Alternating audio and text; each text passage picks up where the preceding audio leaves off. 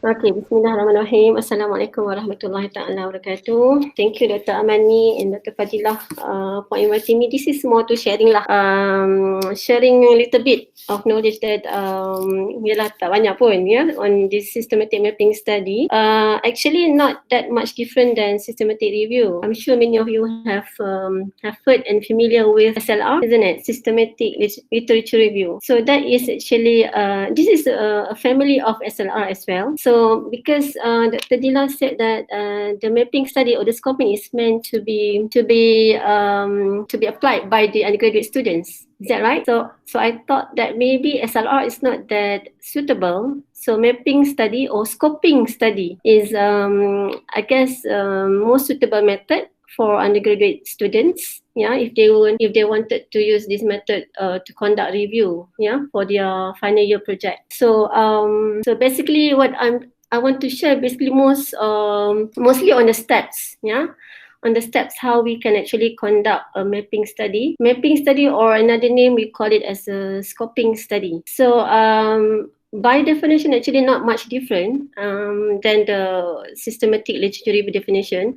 It is still a kind of SLR, a kind of SLR, a type of SLR that concentrates on locating and classifying literature. So basically, aiming to gather, to locate and to classify the literature. And the intention is basically mostly to provide aggregation, to provide aggregation against the various study categories. So this is a little bit different than the SLR because the expectation is towards the end, we wanted to perform what we call as a classification of evidence. So that's why classifying is one of the most important activity in the scoping study. So the rest of the process actually more or less the same as what we have learned during SLR. Okay, so we also call this mapping study as a scoping study. It is designed to provide a wide overview of research area that aims to identify what evidence is available on the topic.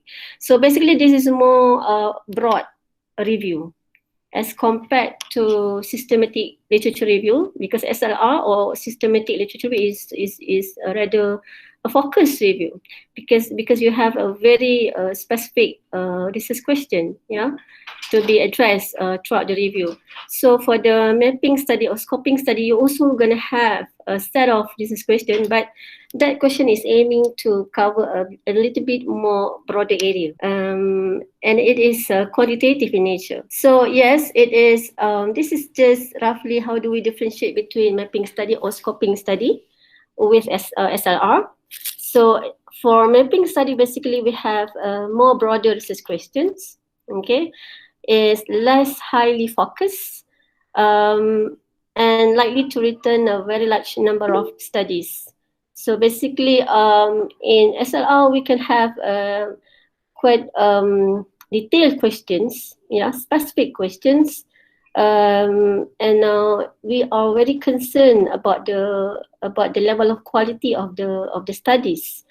But in the mapping study, we what I've seen from the guidelines, normally we didn't do that kind of thorough assessment in terms of quality of the studies, because the expectation is basically to have a more wider overview, about the research topic. So the data extraction process for mapping study is also known as a classification. So this is the intention. Dr. Sarima, yeah. Are you moving your slides or we are still on the first page? Oh really? I'm moving already. Oh, we are based on the screen that we are sharing now is still on the first page. Okay, sorry. Let me share the whole screen then, because I you shared the have whole to share file. screen, the whole screen. Okay, hang on. Sorry about that. Boleh daripada second slide sebab tak nampak tadi doktor. Oh, okay, tak ada hal. Boleh. So let me, sorry okay, let me just run again. Nampak tak? Yang ni tadi, first screen kan? Okay, now it's moving. Oh, just now when I share the file, it's just showing the full screen. Okay, never mind. Right, so what I want to share basically more to the step lah, the steps on how we can conduct a mapping study or what we call as a scoping study. Okay, so just now I went through the definition. So definition of mapping study, which are actually not that much different than SLR. So if you already have some sort of understanding about what SLR is, so pretty much it's very easy for you to understand what mapping study or scoping study is. So it is a kind of SLR, a special type of SLR, yeah, that concentrates on locating and classifying literature. So the focus is to actually to locate or to find or to identify and to classify the literature. Okay, when we perform the classification of literature, we have what we call as the categories. So one of the things from mapping study is that we are going to develop a mapping scheme or classification scheme. Okay, so at the end of the day, we can provide aggregation, yeah, against the various study categories. So what kind of study categories, what sort of aggregation, this kind of things is something that we have to develop, and we're gonna see through from examples. Okay, I would like to share some examples of papers that have published mapping study, so you can get some ideas on what sort of classification or aggregation that we can actually perform. Okay, so mapping study is also known as a scoping study, and as I mentioned many times, it is designed to provide a wide overview of research area. So the focus is not that specific as SLR, okay? Because we basically wanted to know what kind of evidence available. So it is more quantitative in nature, right? So mapping study by right is quantitative in nature because we are expected to perform what do you call that? Summaries and frequencies kind of thing. Okay, so when you compare mapping study with SLR, so basically mapping study has more broader research questions as compared to systematic literature review. Okay, and the search terms, the search string that we use less highly focused and highly likely to return a very large number of studies. This is expected because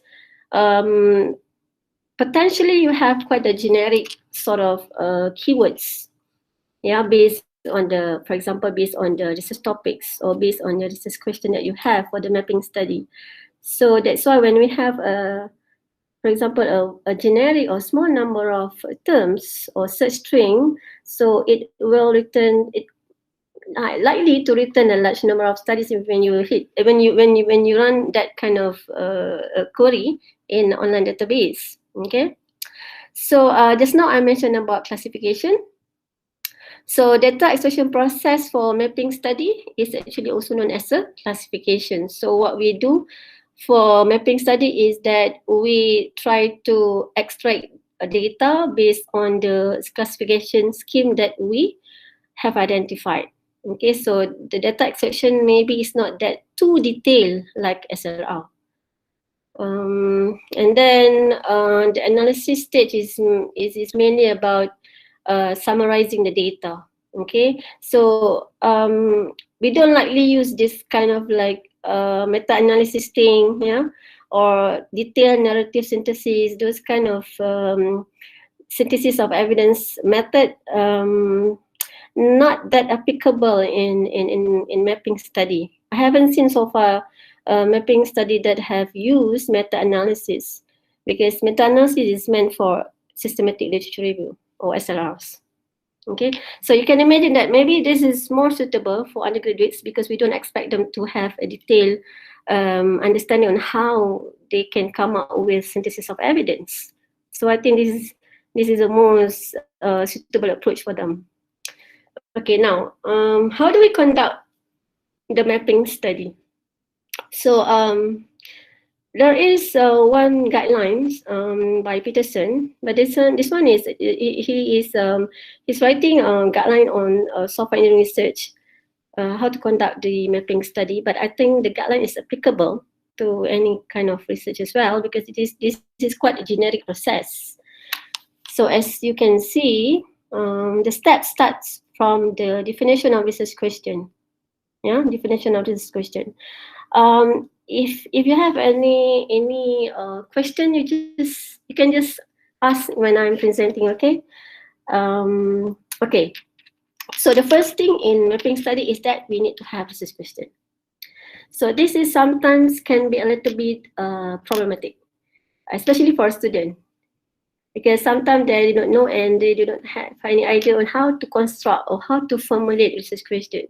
So I think that's the job of the supervisor to guide them on how we can actually formulate research question. So you can think this mapping process is actually a research process. Okay, a research process, because we have the starting point where we come up with a research question. So a question that basically drive us, the question that will actually the aim, yeah, that present the aim of the study, that we are trying to find the evidence about that particular thing, or topic. Okay, so this is roughly the steps. Yeah, based on the question, this is question, then we have to conduct the search. Okay, in which we have to come up with a proper search string. So basically, I will go through each of these steps in detail later on. I just want to give you the overview of the process involved in conducting mapping study.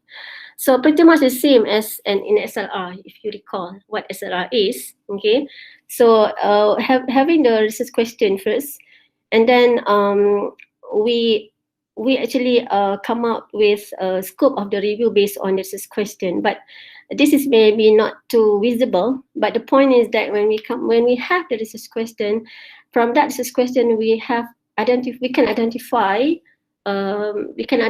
some keywords, okay, or important words, keywords, yeah, and that is to be used to conduct search. So we know what is the scope of the search. Yeah, how do we conduct a search? This is similar to how we conduct search in SLR. Okay, and then based on this, after we have done the search, we have to perform screening of papers. Okay, so screening of papers is actually the process where we select studies, where we have to come up with a certain criteria on how we are going to select studies. So basically, we have a clear inclusion and exclusion criteria when we want to filter or screen the papers. So this is one of the things that we have to come up when we want to screen the studies, because we do not want to include studies that are not relevant for us to answer the research question. So basically that criteria, the inclusion and exclusions, very much help us in deciding whether the papers that we retrieve from the database is actually relevant or not. Okay, and then at the output of the screening papers, we should gather all the relevant studies or relevant papers. Okay, and then once we have the collection of studies, Tanya sikit, when you screening ni, you nak baca apa? The abstract or the whole paper? Sorry, which one? The screening. Yeah, if you want to screen, what do you read? The title? Oh, okay, that's a good question. When we do the screening at the first page, we don't read the whole paper, Prof. We just read from the title and then abstract. And maybe we can refer to some of the keywords, because some papers is actually the keywords kan bawah tu kan. Yeah, but if let's say the title and the abstract is not good enough, or it's not clear enough for us to decide whether that particular study is actually relevant or not, then it is advisable for us to read at least introduction and the conclusion. Yeah. Okay. So at this phase, we don't need to actually read the whole papers, because imagine when you learn, sometimes you will written like 1,000 studies, isn't it? You can written humongous number of studies. If lucky enough, if you get 3 digits, is okay. Like 300 papers, I think that one is easy to screen. But there are cases where we have to screen like thousands of papers. So that is really taxing, number one. Really taxing, and it can be confusing as well. Especially for students. Sorry to interject. So yeah, it's important for us when we want to screen the studies. We don't read the whole paper because that's why we call it screening. Okay. So when we do the screening, actually, we can get we can get conclusion whether this study is relevant or this study is not relevant or this study we are not sure whether it is relevant or not. So in that particular case, it's good for us to discuss if we have a team, research team, or if not, then we really have to check through the whole paper. So yeah, the screening purpose at this point of time, the third stage is actually more towards looking at the high level, at the title and the abstract. That's it. That's the expectation from screening of papers. Yeah. Any more question on the screening? Okay. The rest of the things are actually I will go through each of these and give you some examples. Okay. After we have done the screening of papers, by right we should actually have gathered some a set of studies. We call it primary studies. Okay, and then actually even concurrently, yeah, we can think about what sort of classification scheme that we wanted to apply. And Peterson, he suggested that we can perform classification according to by using this keywording method. So I'm going to explain you what keywording method is. Actually, it's just basically just finding the keywords from the abstracts. Okay, and then perform the necessary extraction from the study.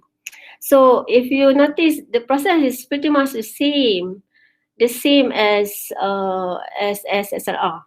Okay. So as for planning phase, okay, we don't have the protocol development like in SLR. Okay, so it's very straightforward. Where in planning phase, we are just looking at how are we going to formulate the research question. Okay, so how do we formulate research question in mapping study? Basically, this can based on your research interests, yeah, or expertise, yeah, because there is something perhaps that you wanted to find out in terms of perhaps what topic is available on that particular area, for example, or what has been researched, what kind of research method that have been used, what sort of contributions, things like that. So basically, the aim is that we wanted to identify the numbers or the quantity and the type on the kind of results obtained from those studies, yeah, and to see trends. So trends is something that we wanted to see. So if we have the numbers, basically we can study the trend of the publications over time. Okay, and yes, of course, those things is how is actually reflected in the research question itself. Okay, and some examples of research question, for example, maybe it's more clear for you to see. These are from the papers that have been published. For example, in Bailey, 2007, their research question is straightforward. Which journals include papers on software design? Their study is on object-oriented design map. So their research question number 2, they wanted to know what are the most investigated object-oriented design topics and how have this changed over time. What are the most frequently applied research methods and in what study context? So basically, these are all quantitative kind of thing.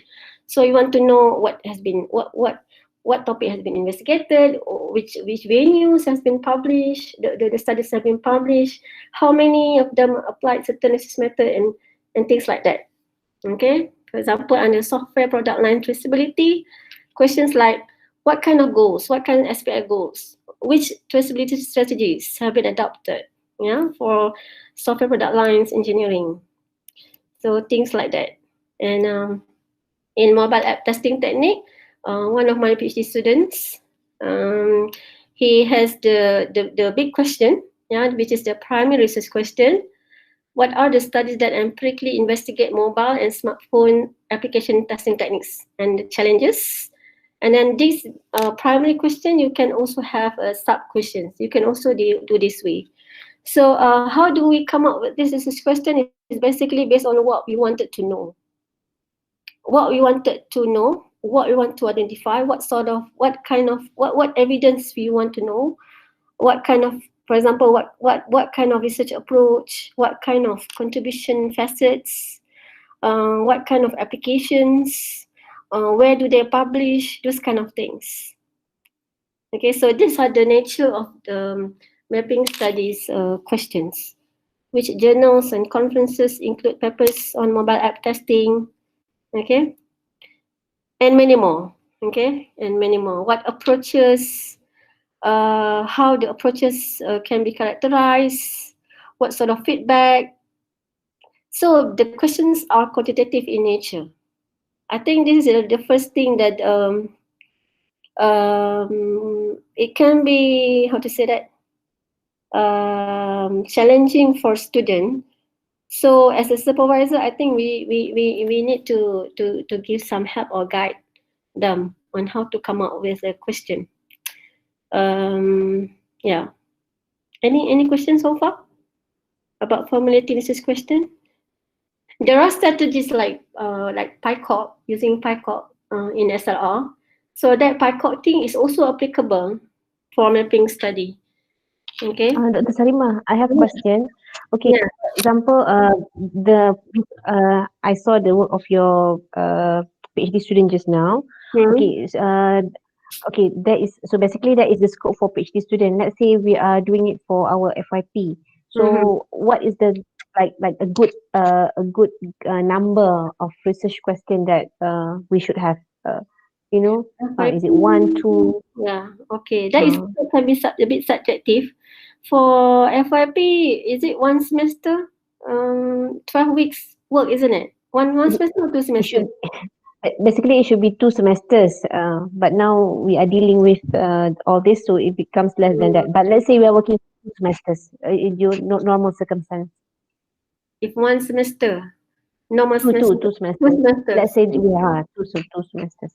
FYP1 and FYP2. Maybe they can have more than one research question, but the numbers is really subjective because it depends on the coverage of the topic. For example, if that particular research area is something that is just emerged for the past 2 years maybe, so we can say that maybe there are not much evidence or not much studies published on that area, so it really depends.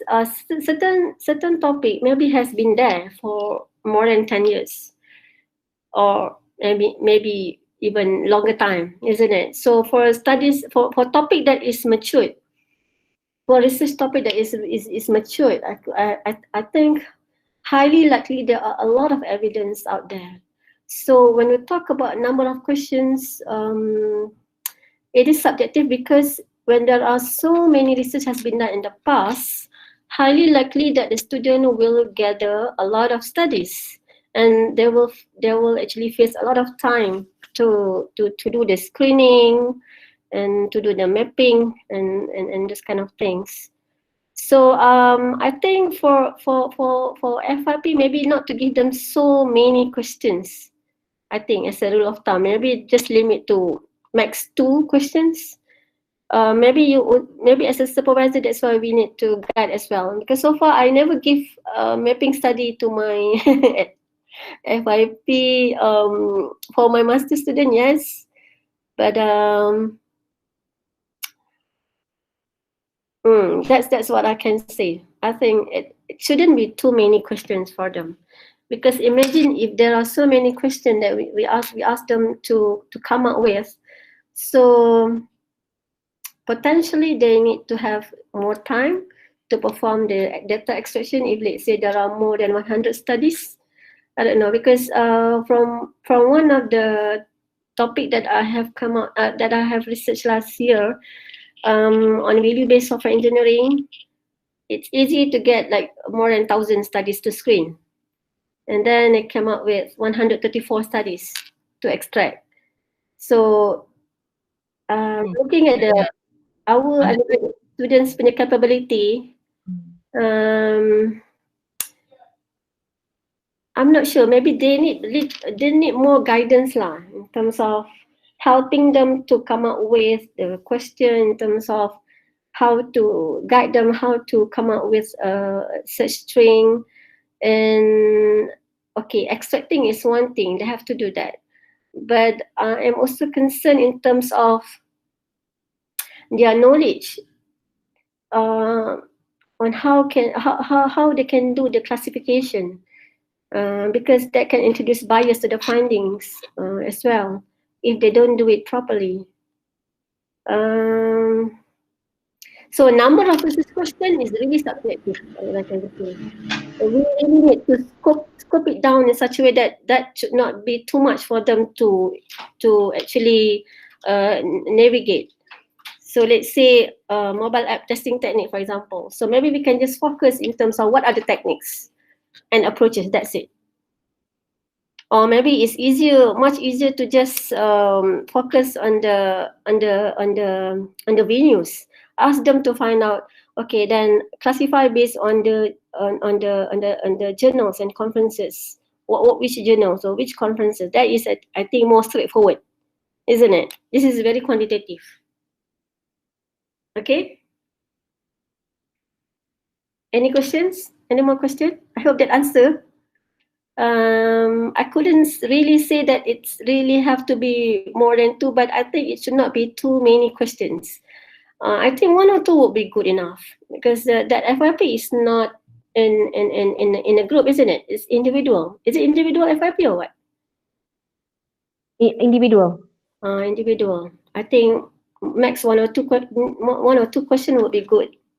Maybe to give them to start with. Maybe to give them 1 or 2 anchor paper. I call it anchor paper. Anchor paper is a key paper on that particular topic that we wanted them to understand. So let's say give them like few papers for them to digest, because they really have to do some sort of preliminary reading before they embark into this review, mapping study, because they need to have they need to gain the knowledge basically, because even we can imagine our even master and PhD student, they are also struggling to do systematic review, isn't it? So what do we expect from our undergraduate student? I think we have to really lower down the expectation. I don't know, this is for KICT, maybe engineering student can do I think can do more work. Right. Can I move on? Yes. Okay. So right. So yeah, formulating research question is not that straightforward, but it always goes back to what we wanted to know. What we wanted to know. What do we aim to know? What we wanted to find out from the studies, from the evidence. So that's how we can that's how we can tackle the question. Okay. Okay, so conducting review. So conducting review is involve searching primary studies, screening, performing classification, and mapping of studies. So I have actually explained more or less this now. When we wanted to search, how do we search the studies? So searching can be online basis and as well as manual approach. I don't know these days if the ada researcher guna manual approach where if you browse through the whole lot of proceedings of the conference, because I found one journal paper that purely done the mapping study on manual basis. That is very, very taxing. So assuming that we just using the online databases, so basically to search from online databases, we need to have a proper search string. So the aim of the searching is to search for all available evidence. So the word here is all available evidence. This is very taxing. How do we know that we have covered as much evidence as possible? because the key point to perform this systematic mapping study is that we wanted to cover as much studies as possible, and that pretty can be impossible as well, but within our reach lah.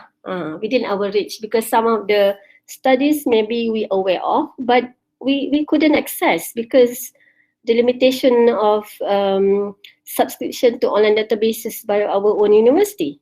So this is the major constraint that we can put a kind of excuse as well in the paper. So we can always put a remark, in terms of accessibility, to what extent we can access the studies. So searching primary studies involve a comprehensive and exhaustive searching of studies to be included in the review. So that's why for undergraduates, maybe the expectation, maybe we have to put a little bit lower. Number one, we cannot expect them to carry out as much as too comprehensive as like PhD student, because they're just doing it in 2 semesters. Number one. Number two, maybe limitation in terms of their knowledge on how to search from online databases. So they need to go for training, or maybe they have to learn from the liaison librarian on how to conduct search from the online databases. And unfortunately, some databases, they have different interfaces, so that can also introduce difficulties for our students to actually perform searching. Okay, and yes, search strategies are usually iterative, and we can start with having a sort of preliminary search or trial search. Okay, and because we really don't know whether the search string that we have formulated is good enough or not to search the evidence. So that's why we have to do trial search. And how do we come up with this trial search is based on the keywords or terms that we can derive from the research question. So research question typically has the most important terms or most important keywords. Highly likely the way we design the research term is based on the keywords that we use in the research question. And of course, we can perform validation of the search, and we can also perform brainstorming, and to ensure that we cover as much studies as possible, we can also apply snowballing techniques, whether backward or forward snowballing. So the search strategy, we have to write down the specific keywords or major terms used in the research question. So basically, this is the first step. Having the research question, basically from there, we can identify the keywords. For example, mobile apps. So, okay, that's one of the important, or maybe the questions mentioned about approaches. So what are the synonym of approaches? So we also need to consider synonym as well, because some studies, they use different terms to refer to certain something. And then we need to identify what are the online databases that we wanted to use. I think this one we can pretty much just straight away to the student. Just use IIUM. What else do we have? IIUM. Apa kita ada ni? Wiley. ACM. Springer. I think ACM we don't have. Scopus. I have a question. Yeah. Is it important for students to have the knowledge of doing Boolean? Is it Boolean search? They just need to know how to construct the terms by using the Boolean and or. Like how do we incorporate the or and in the terms? For example, if let's say the terms are synonym, then we use the Boolean or to concatenate the terms. If let's say there are several different terms, then we have to concatenate by using the Boolean and. Okay, so this kind of this also takes some skill to do this one, and normally the librarian will be able to help, or I would say the student can actually do the trial research to see how many they found, how many studies written by running that kind of. They have to watch. They have attended workshop from the librarian, but maybe they have to refresh their knowledge better. If Yeah, if this one, it will be useful for this research. yes, this is an important knowledge for them. It's partly the skill that they have to acquire from this mapping study. One of the skills is to perform search, and how to perform search online. They have to be able to know how to concatenate the terms. Uh, so if let's say the student have attended training, that will be an advantage for them. If they don't, I think the library always do that kind of training, isn't it? I mean, for our student I think previously during the seminar, they have the librarian session.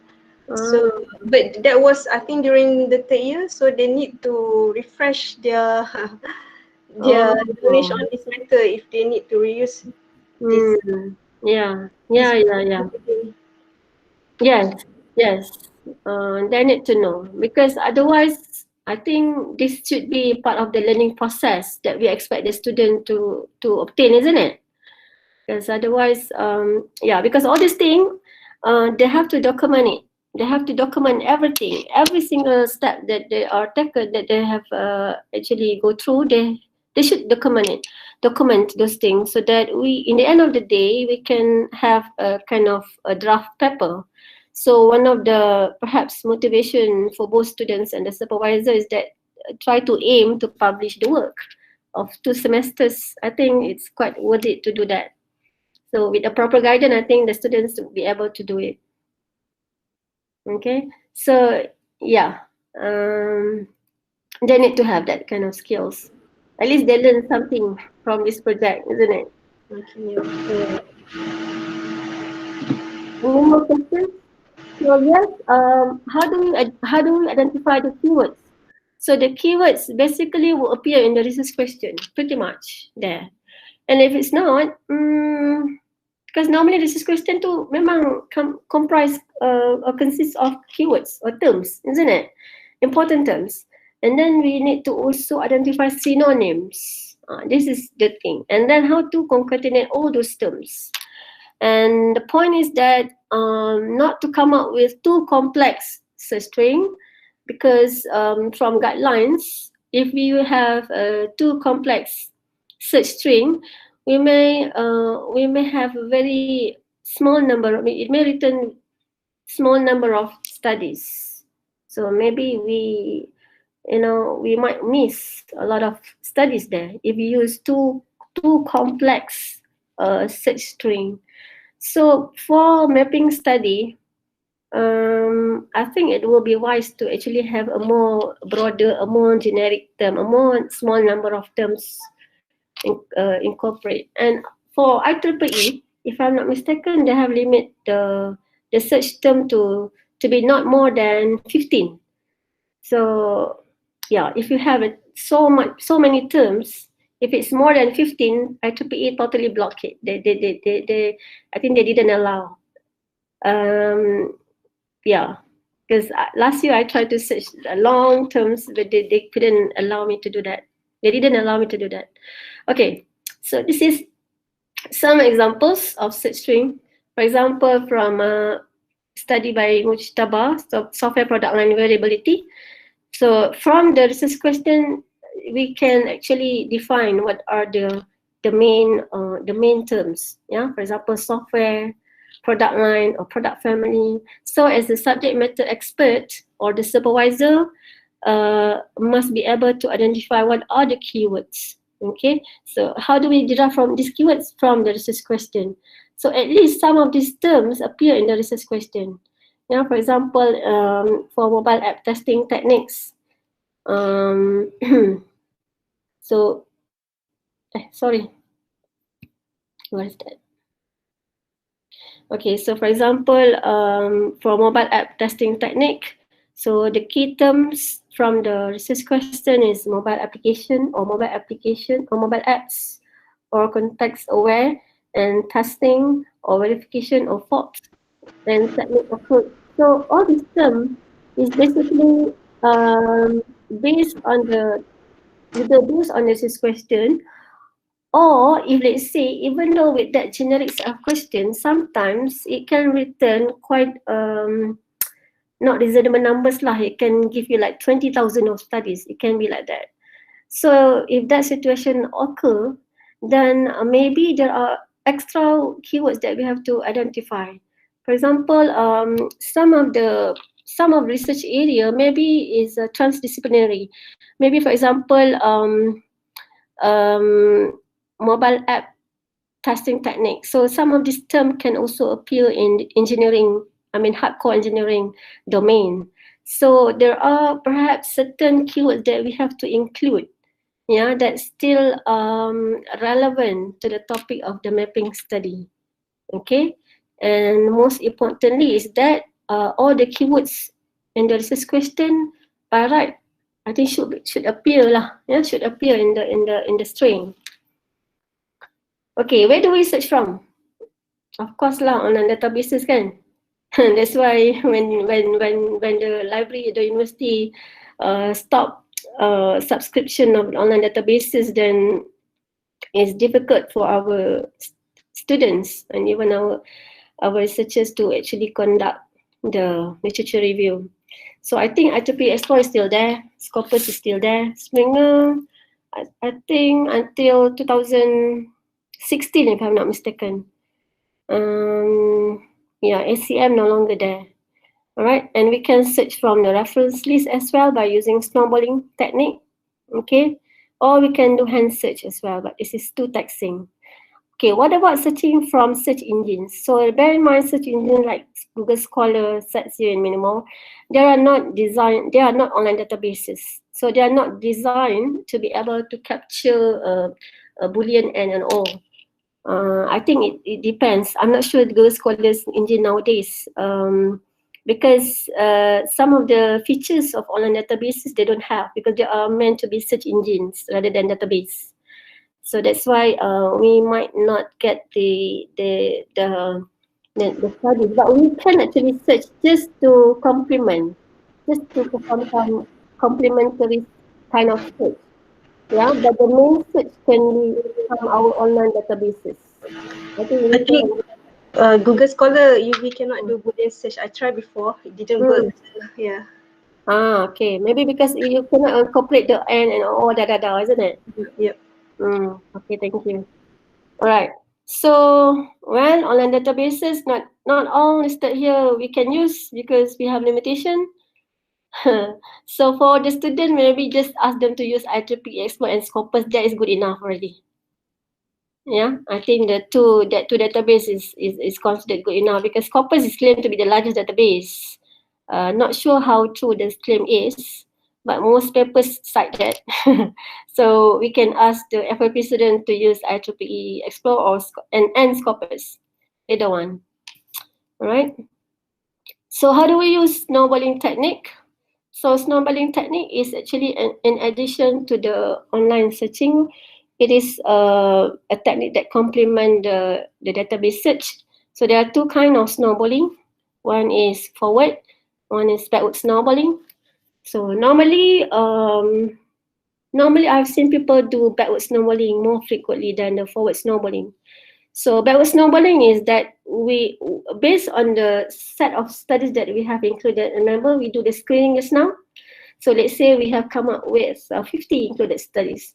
So each and individual references from each of these included studies, we have to check their references to see if there is any further studies that we have missed out.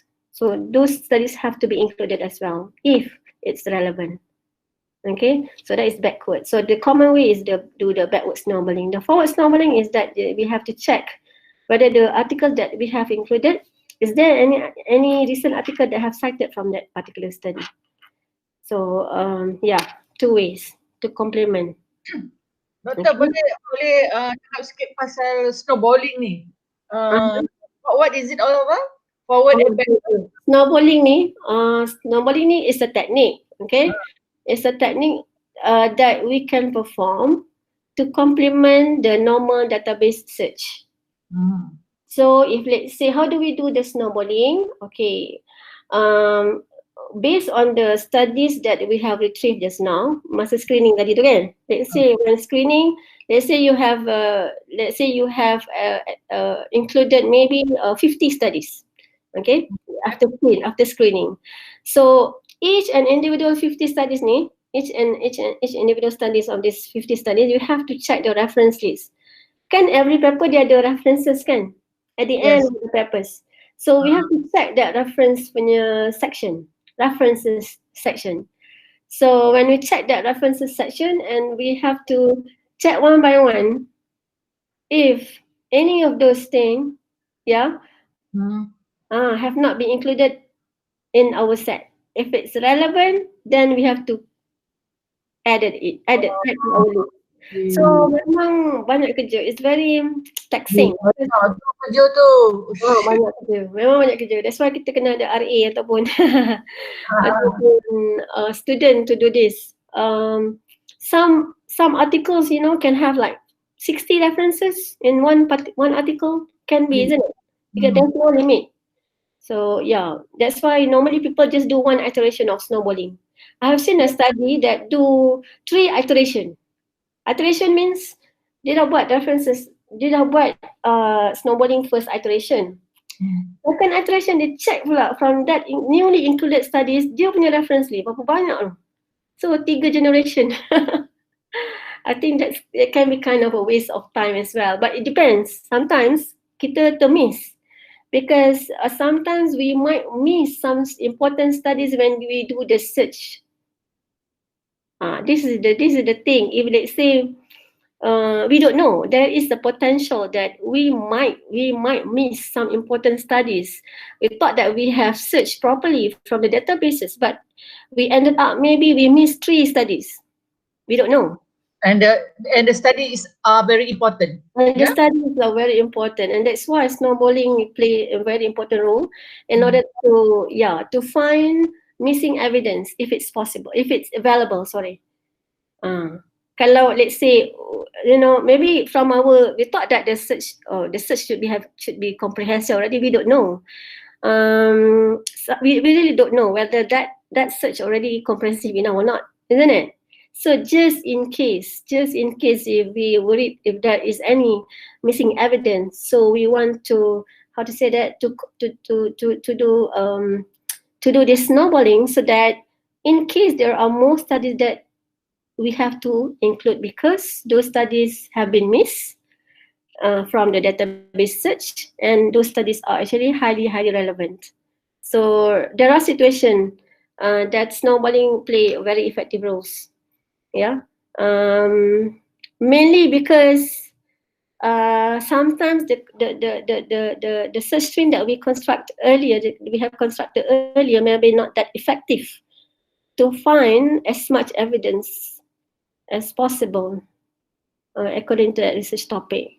So from my own experience, I highly encourage this snowballing, and normally it's too demanding to do both forward and backward snowballing. So at least we do one iteration of backward snowballing at least, so just to ensure that we do not miss important evidence within our coverage.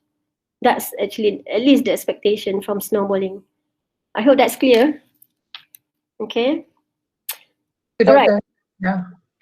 Okay. So moving on. Now after we have done the search, then we have to perform the screening of studies.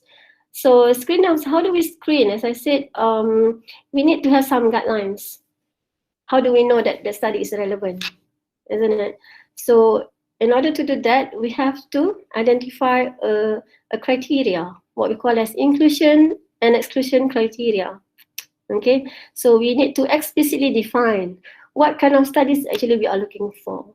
What sort of study that we don't want to include, things like that. So by having this criteria, we from the screening process, we should exclude studies that are not relevant to answer the research questions. Okay, so yeah, the first step in selection and the screening, we have to filter or screen the title, abstracts, and keyword. Only these things. So the first phase of the screening, we don't read the whole paper. Really, we don't need to do that.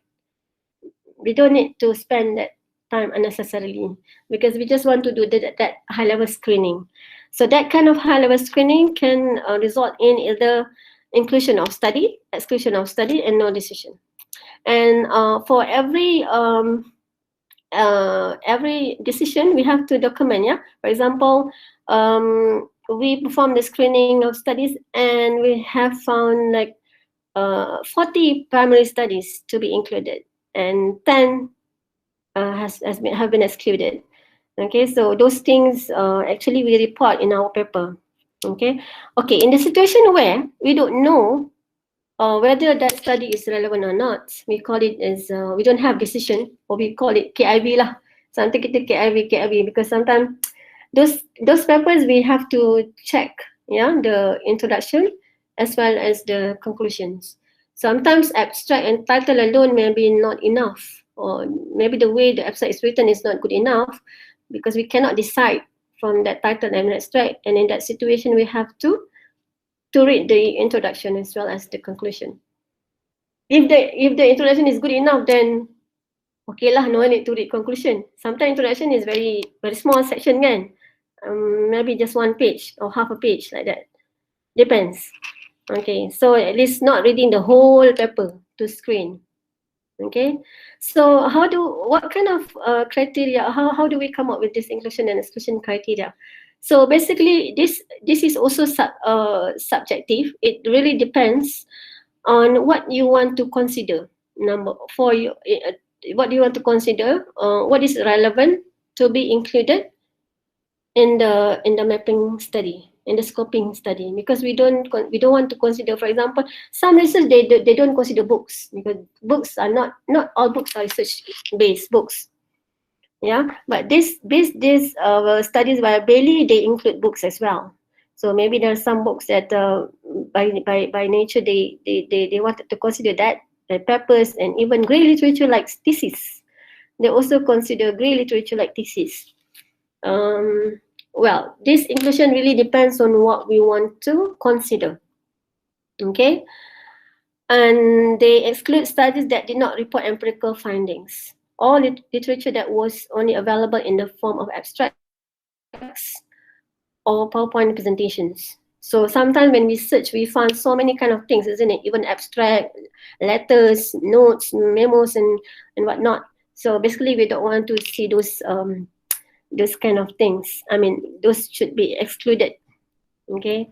An example for software product line variability map, this is another study, and in that paper, the inclusion is that they just want to see studies within the context of software product line engineering.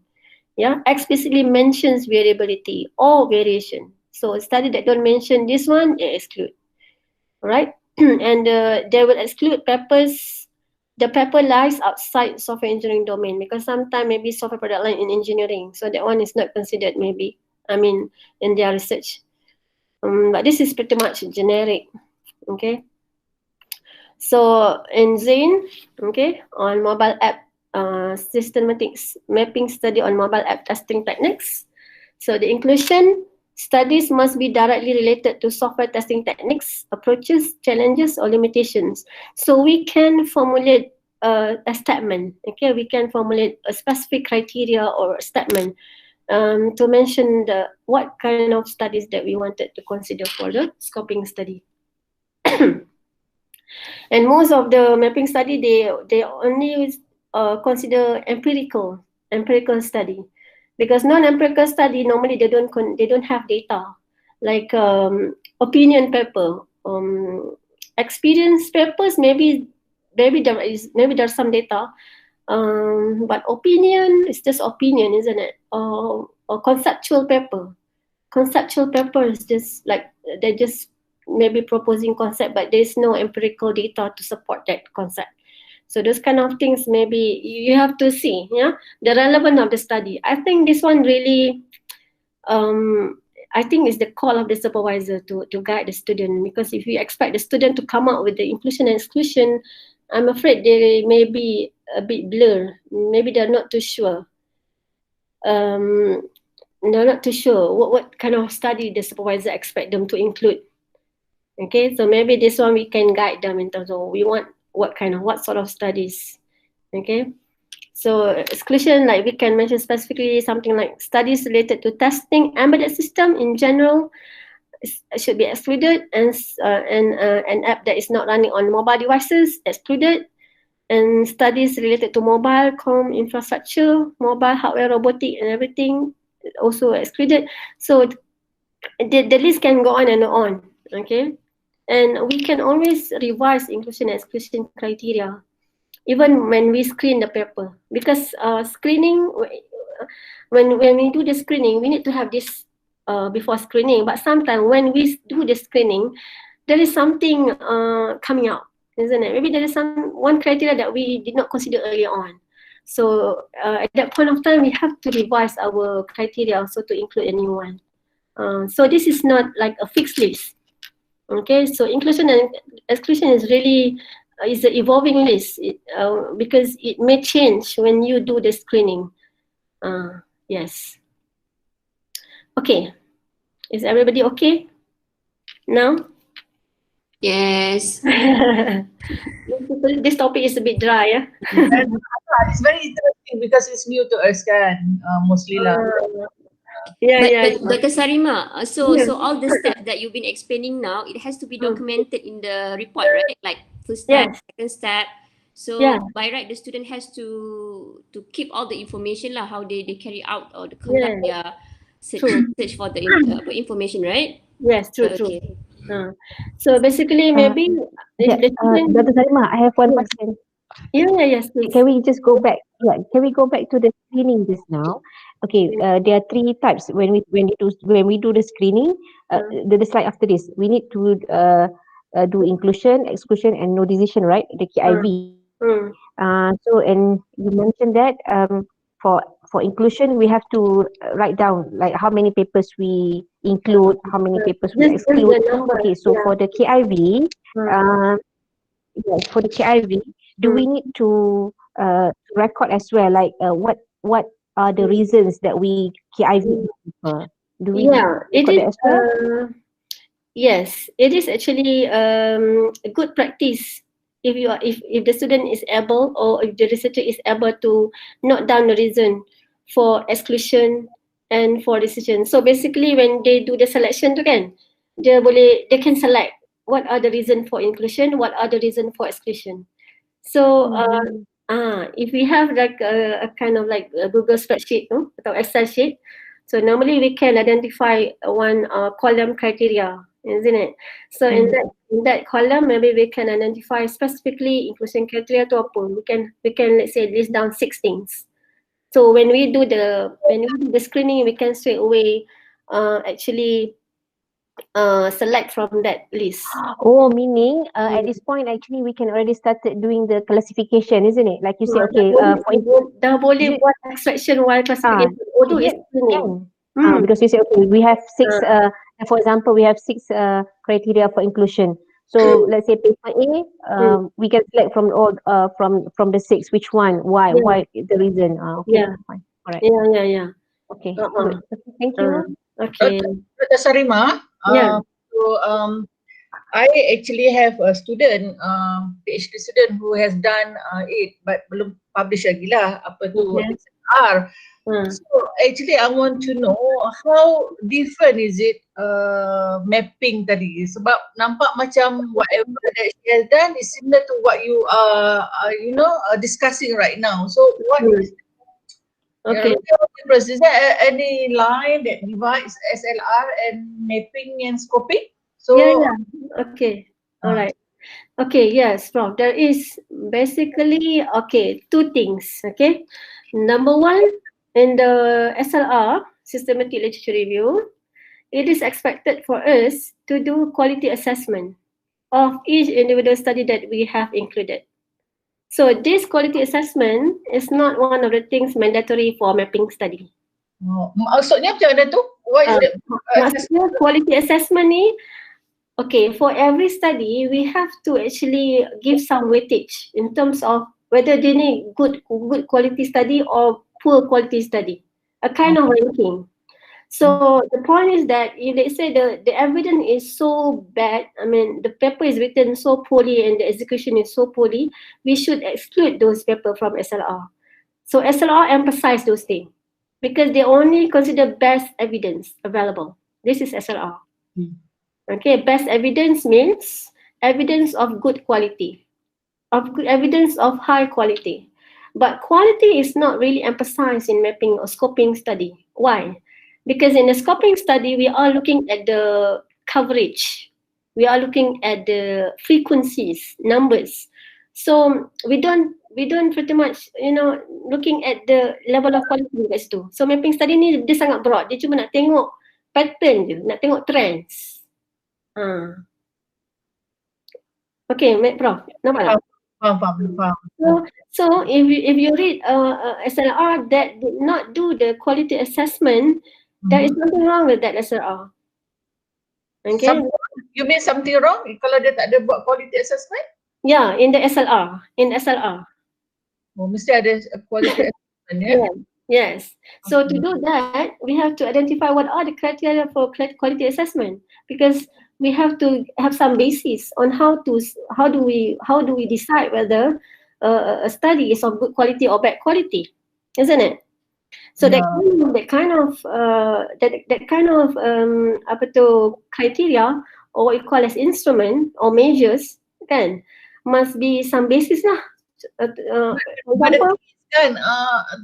Sarima, when you say that, you have to assess, it's very dependent on the knowledge of the person who's reading the paper, right? I mean, maybe it's very subjective. You cannot have a cut-off point. Okay, this quality is good, this quality is bad. If someone reads it, because another person who has more knowledge of the area would think that the cut-off point between good and bad is actually different. So how do you manage that?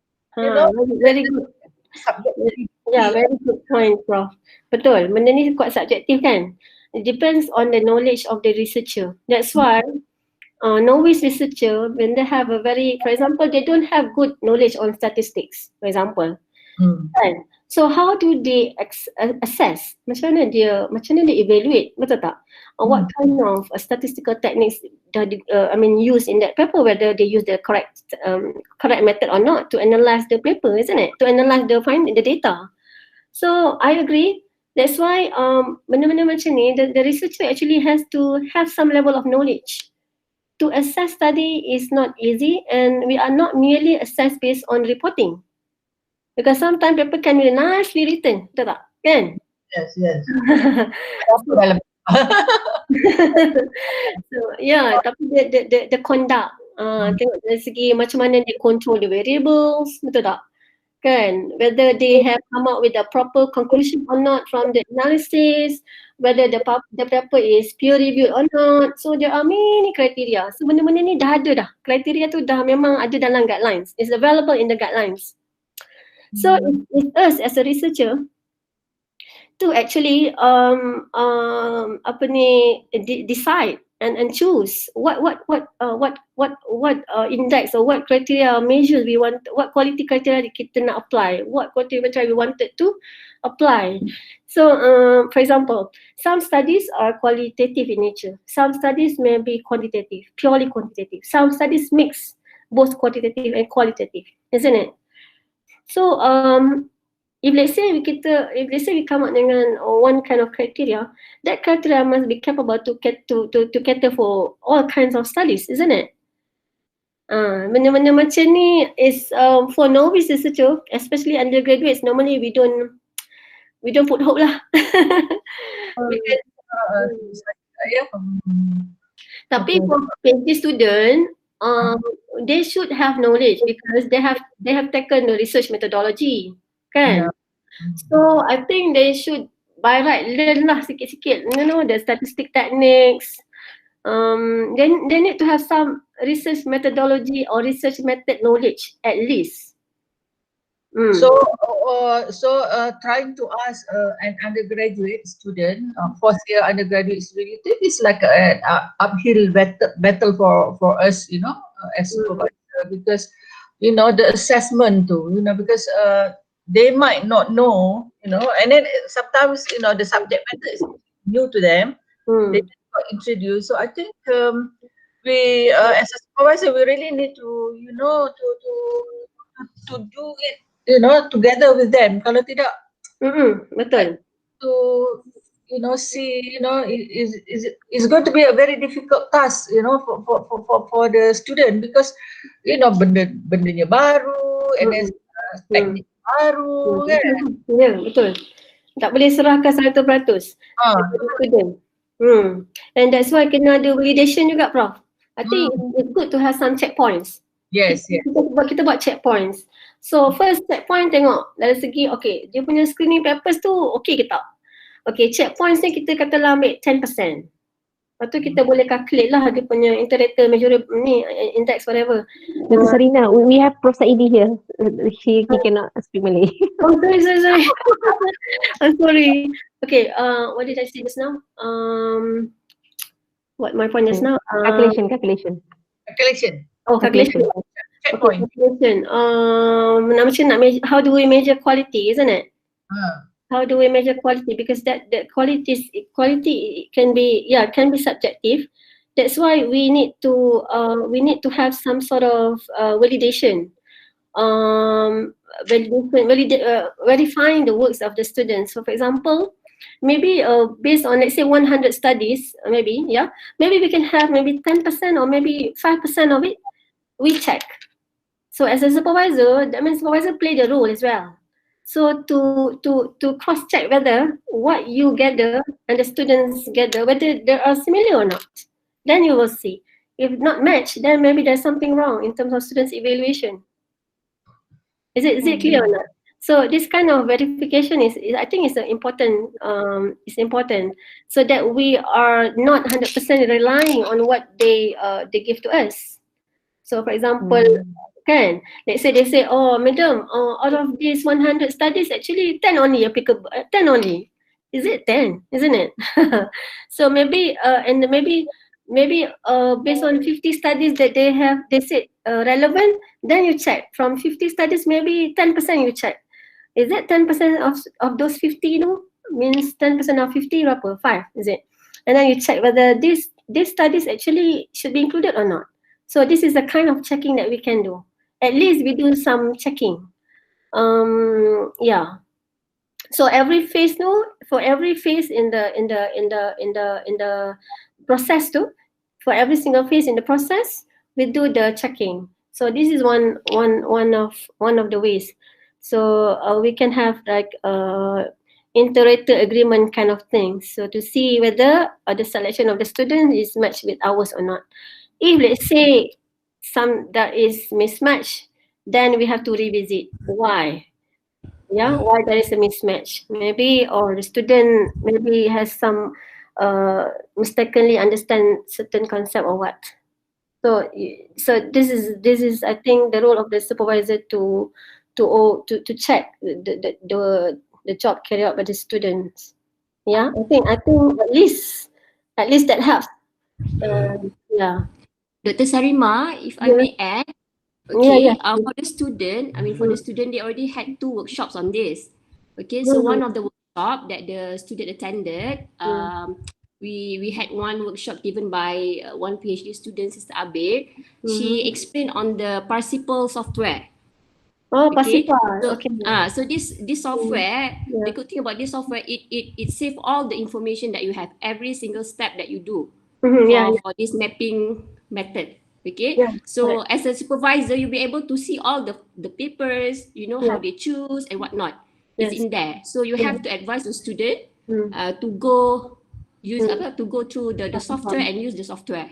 There are many tools. Participle is one of the tools. So later, I guess I think the link to the workshop given by Sister Abe is already given by Dr. Ili, if I'm not mistaken. You can check your email later. Okay. Alright, that's all. Okay, thank you. Yes, Participle is one of the tools. It's a cloud-based tool. So you don't need to download the things because there's everything saved in the cloud. So that's a good tool as well. From my experience, I've used the tool up until selection. I didn't use that tool for extraction. because I found out that the page is a bit daunting. You have to scroll so much down there in order for you to enter the data. I mean, to extract the data from the studies, you have to select certain thing from the interface. So I already informed the developer if they can improve that interface. But up until selection is really, really good. Yes, I recommend the use of that Parsifal tool. Okay, so where are we? I think I have, yeah, this one, right? Classification, isn't it? Okay, let me talk about a little bit about classification. So classification, actually, there are two kinds of. When we say we do a mapping or scoping study, actually we are trying to classify. We are trying to classify studies. So the way classification works, there are two kinds of. One is general classification, and the second one is topic-specific classification. So most commonly is the topic-specific classification. So general classification is something that is the generic one. Yeah, generic classification like the publication year, the venues, what else? Research method, research types. I think this is the general one. So topic dependent is something that normally researchers build themselves. Yeah, the topic dependent classification. Normally we create our own based on keywording method. Okay, or many of the studies I have seen, it's much easier to actually use the existing classification like SWIBOK or IEEE classification or standards, ISO or IEC standards. So there are some existing classification if you want to see how do we categorize the studies. Okay, like SWIBOK is software engineering body of knowledge. So SWIBOK has come up with several category. So maybe you wanted to categorize the studies according to SWIBOK classification, that can be done as well. So if we were to come up with our own classification, so basically this is something that we have to do ourselves, yeah, by identifying the important keywords. All right. So that's why this technique is also called keywording of abstracts. Yeah, keywording of abstracts. So based on the keywords, so it works based on the keywords. So if you're familiar with grounded theory approach or content analysis, okay, maybe we can capture what are the emerging words or what are the emerging terms. So from there we can actually do our own classification. So when we have a set of classification, then our extraction actually will be based on those classification. Okay, so yeah, to perform the mapping. And yeah, the general one. So the general one is topic independent. Normally you will see, for example, a researcher put question like, what are the research type? What is the research method? What is the venue? What is the research contribution? Isn't it? Those kind of research questions. So when we do the general classification, we just classify based on these categories, based on these categories. So for example, we classify what research type does it use? What research method does it use? Which venue the paper is published? What contribution facets the research has contributed, for example, and many more. Yeah, and many more. So that's why they call it general, because it is not depend on the topic. This is a generic one, and we can see example this one. If let's say one of our research question is asking about what research type has been used, for example, isn't it? So for research type, maybe we can see whether if we refer to Wiringa's work. So Wiringa's work has identified, for example, research type can be either evaluation or solution proposal or validation research or philosophical or opinion or experience. So we wanted to see how many of the studies actually evaluation research, how many of the studies are actually social proposal. But this is one of the general classification that we can use.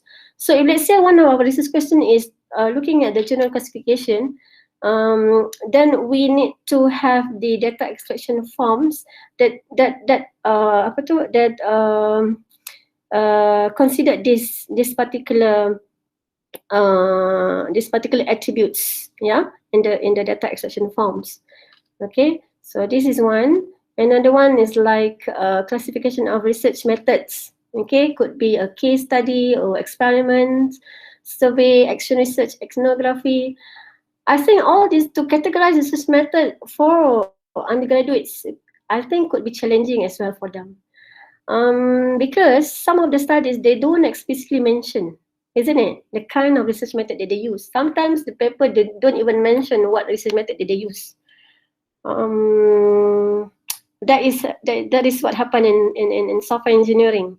I don't know in biotech is normally what is the nature of the papers, whether they report or not the kind of research method that they use, whether they use control experiment, whether they use industrial case study, or whether they perform action research or simulation or lab experiments, prototyping or mathematical analysis. So these are the categories. Okay, when we do the general classification, no, we don't derive the list. Okay, we have to cite the existing guidelines or work that have referred to this general classification, because otherwise the reviewer will always ask, how do you come up with this thing, isn't it? The examiner or the reviewer will always question the validity of the attributes we include in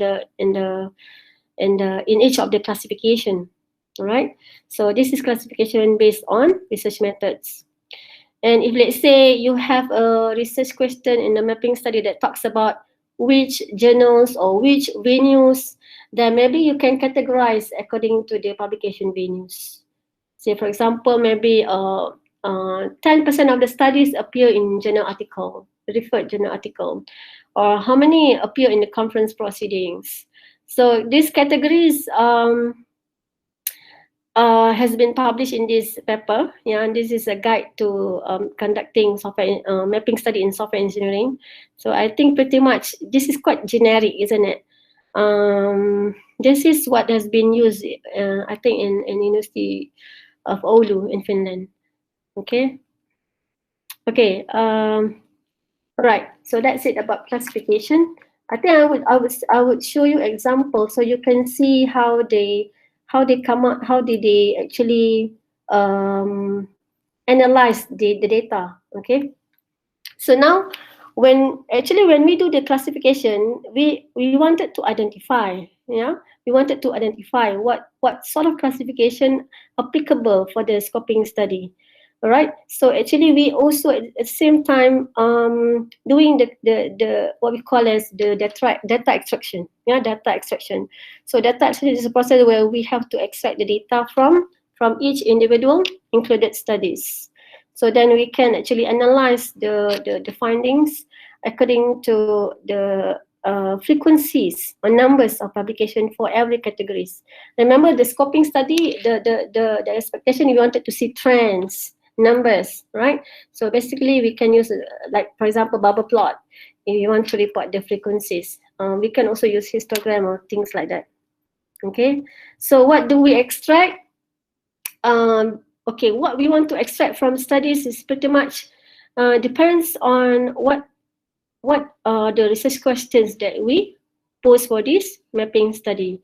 So this is the generic extraction template where we have the publication attributes, who are the authors, what year the paper has been published, what is the title, where do we get the paper, which database, what is the abstract, what is the particular topic, what is the aim, right? And context specific, who are the subjects, what sort of technologies, which industries, what kind of settings, what sort of instrument, what sort of study type, what kind of research method, what sort of research type. There are a lot of data that we can actually extract from a study. And of course, the most important thing is the classification, the classification. But this one is not included because this is for a example of extraction template for SLR. Okay, for mapping study is the same. Okay, it's just that you have more columns to represent the classification or the categories. Okay, example. This is an example of bubble plot. For example, you want to plot. You can see across the years. Yeah. So you can see, for example, the pink bubble. So that shows the more research on this value-based planning and control. yeah, and also in requirements engineering. So many of the value-based studies in software engineering focus on these two domain area, requirements engineering and planning and control. So not much perhaps on other things like decision making, yeah. So how do this agenda being derived? This is one kind of topic specific or topic dependent classification. So this is um, based on the topic that is derived in the value-based studies in software engineering. Okay.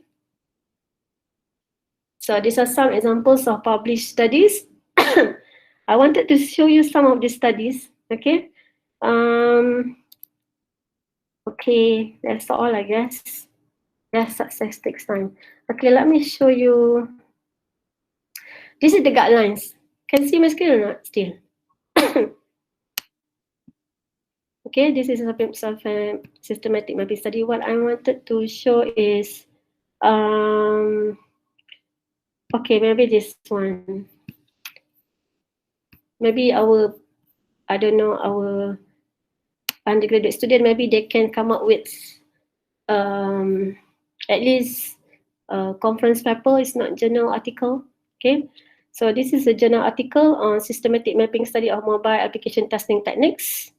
Okay, and I just wanted to show the the way we write the paper. Yeah, it's a research. Yeah, although it's a literature review, so you have the introduction, you have the motivation and the related work, and then you describe the method. Okay, so this is the systematic mapping method or the scoping method that we use. Okay, and explain what do you base on, what guidelines are you referring to, and the process of the mapping study. Okay, and the search strings that we use. Okay, depend on the area. For example, like this topic, we have actually come up with a preliminary research, but that preliminary research is too many studies coming out, like 5-digit kind of studies. So that's why we formulate different set of search string. This is one strategy. Yeah, one strategy, I would say good strategy, that for every set of search string, yeah, it can tell us what are the results. Yeah, so maybe we choose the highest one, yeah, based on our experience, then we can select the studies from that. So we can explain what are the research questions that we put forward in this mapping study, what are the sources of evidence, what databases that we have used. So basically, basically what is available in our library, because pretty much, is there, and the search strategy. So that's why I said from the beginning that we have to ask the student to document every single activity, because in the end of the day we are going to report. These are only method, the method. The result section is not yet. Okay, this is the result section. So under the result section is where we report the results from every single activity of the mapping study. Okay, so for example, under the search results, how many do we found? Like for example, for out of 79 studies, 36 from IEEE and 30 from ACM, 2 from Springer, from Quest, and so on and so forth. All right, so we can show the pattern. So mobile app testing techniques actually starts from 2005, and of course the pattern looks like it's increasing. So we have to describe the pattern, yeah, and then what sort of classification scheme that we are using. So in this paper, for example, we have come up with both the journal as well as the topic dependent. So the topic dependent is based on the categories that emerge. So as I said just now, we have to identify what is emerging, and this is quite challenging because we need to know if normally this is the subject matter expert normally would be able to identify what sort of subcategories, for example, or classification. For example, this under this topic is usability testing, test automation, context awareness. These are the general testing criteria in general testing categories. Sorry, Okay, and then yeah, all the classifications, all right, and then answering the research questions. So for example, okay, when we answer the questions, so still we are kind of narrative, yeah, because we are explaining what are the studies that empirically investigate. For example, the question is about this, then we have to narratively explain what kind of study according to the classification that we have use. Yeah, for example, category. These are the specific category, the specific classification. Yeah, that we have used in this study. All right, and the usability. So a lot of data actually can be obtained from the study. Yeah. Mm. Yeah. Too much. That's why I send this to journal, because there is so much evidence from the mapping study. But this one takes around 8 months of work, PhD work. So for type of contribution facet, for example, what metrics, what sort of evaluation, what sort of methods. For undergraduates, maybe we don't expect them to come up with so many research questions. So we can scope down to have at least one or two questions that is feasible for them to do. Yeah, for the yeah. Okay, another one that I have, I think this one. This one that I have presented last year on value-based software engineering. So this one with my colleagues in Finland and Sweden. So we did work on software engineering, value-based software engineering, where we come up with the mapping process is typical. So process is the same, okay. But what important is in terms of the classification. How do we come up with the classification? So general one, we base on methods and types, okay, and the results. So basically, you can just come up with this kind of tables. How many you retrieve, how many you have excluded. That's why I mentioned just now that it's important for you to ask the students to keep track and document every single findings or activities they do in the project, so they're aware of. Yeah. And then just report those things and answering the research question according to the data. So the mapping is basically what the mapping is actually mapping of the evidence. We are doing the mapping of the evidence where we try to categorize, for example, in this value-based software engineering, we wanted to see what are the trends and which one has been researched a lot. Okay, there are more questions actually that I could not present in this paper because it's too long. So it's appear in another paper. Okay, I think that's all for my sharing. All right, thank you very much. Okay, thank you very much, Dr. Sarima. I think we had two-hour session, right? It's very informative. And I think it will give us some ideas on how are we going to guide our student on mapping review for the FYP1 and also FYP2. All right. Okay. Thank you very much, Dr. Sarima. Okay, welcome. Of course, I will send the link, for all lecturers, the link of the videos, the slides, and also some of the examples papers that Dr. Sarima discussed during the workshop today. Okay. All right, so maybe we can close our session with the recitation of Suratul As and Tasbih Kifarah. Thank you very much.